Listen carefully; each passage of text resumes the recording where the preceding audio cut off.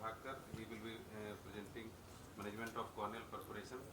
And Dr. Prabhakar is a well-known cornea surgeon, and currently he is in AIMS Kalyani as assistant professor. Previously he was with us.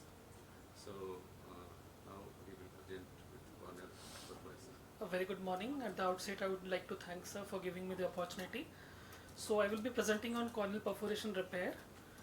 We know that there are various terminologies and classification systems as far as ocular trauma is concerned, and the purpose of having these terminologies and classification is to provide an unambiguous and clear definition for all types of ocular injury, to have a standardized language for description of injuries in clinical practice so that we can communicate across the world with having the same terminologies and everybody can understand, and for predicting the prognosis of the case.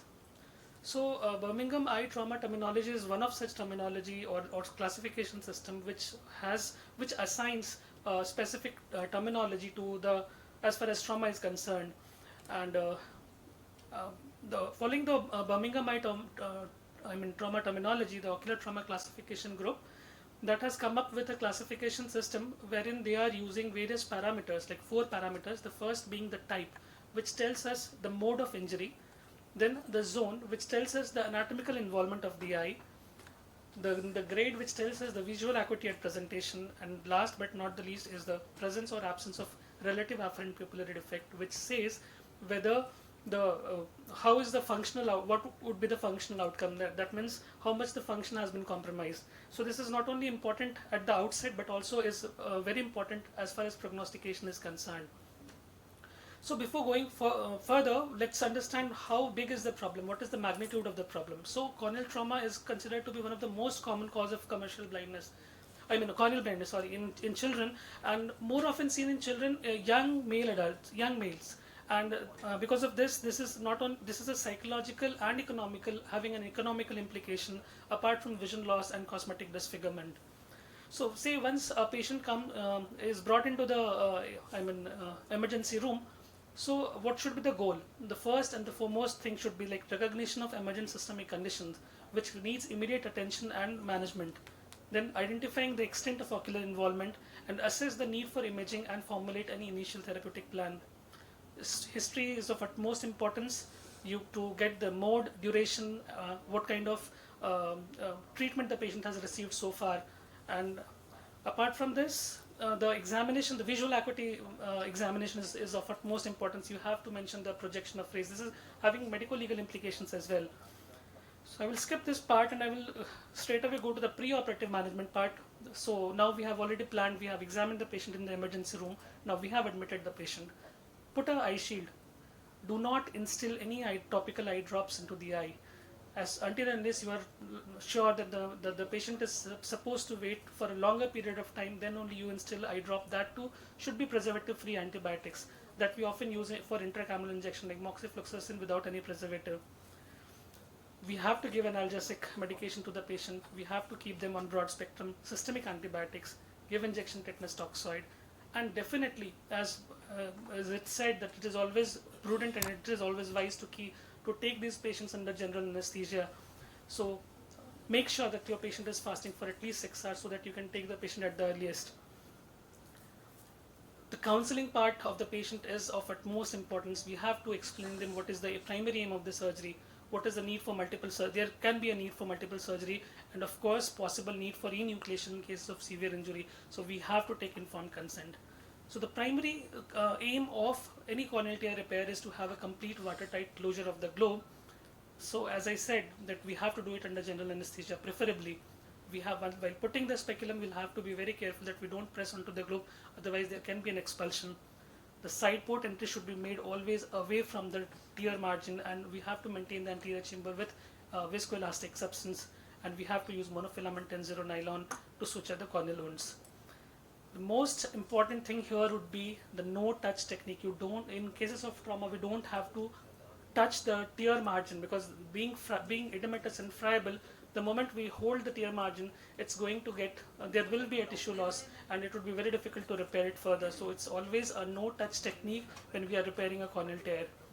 Now, I'm going to tell you about three basic things which are very important in corneal tear management, and if we know these three things, we can manage any sort of corneal tear. The first being the depth of sutures. We have to put depth. The sutures that we are passing should have a depth, should pass through a depth of at least 90% depth. That is the most important thing. The second thing that is important is that we have to place sutures perpendicular to the corneal tear margin or the laceration. Oblique sutures would cause tissue torque, and there will be wound slippage and wound gape and leakage. So it's always better to put perpendicular sutures. The third thing is that the base of suture, that means the suture should be equal on both the sides.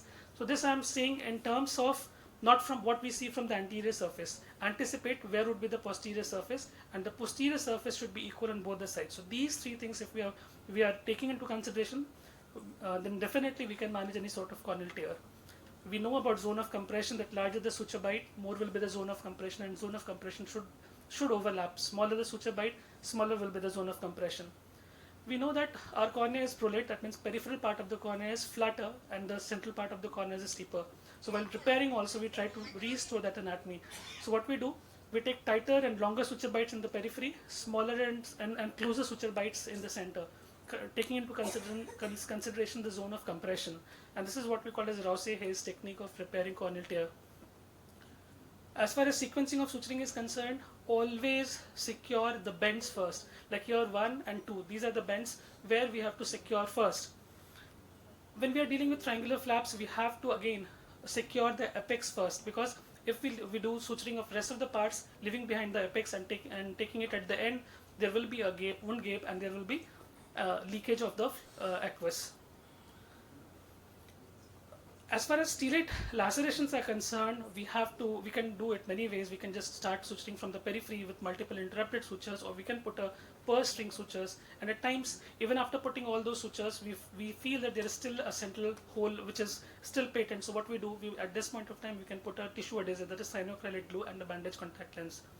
But many times, even bandage contact lens and tissue adhesive will not help, and then in that case, we'll have to go for a donor patch graft, or we can go for a primary corneal transplant if it is more than 5 millimeter in size. As far as iris incarceration, this is like often we come across, like there is iris prolapse. So obviously, do we need to reposit that iris, or we need to cut it off? So if it is more than 12 hours, if it is devitalized, if it is depigmented, or it seems as if it's very much contaminated, it's always better to excise that part of the iris, and do not reposit ever that part of the iris. We know that there is often corneal scleral tear that comes to our emergency room, and how do we manage?